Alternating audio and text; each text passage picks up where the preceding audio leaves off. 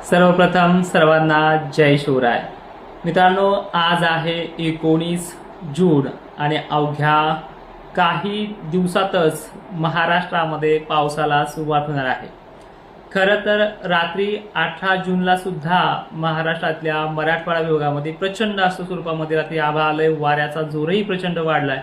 काही ठिकाणी हलक्या सरी सुद्धा बरसल्यात. 20ला आणि 21ला सुद्धा असंच होणार आहे. पण आजच्या 19 तारखेला सुद्धा मराठवाड्यामध्ये, विदर्भामध्ये आणि पश्चिम महाराष्ट्र खानदेशामध्ये सुद्धा अनेक भागांमध्ये संध्याकाळच्या वेळेला आभाळ खूप येणार आहे.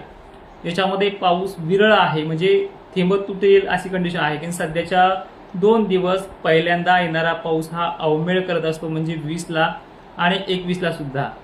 21ला सुद्धा पाणी महाराष्ट्रामध्ये चांगली धार स्वरूपामध्ये उतरणार आहे. पण सर्व दूरची व्याप्ती ही 20 आणि 21ला नसते.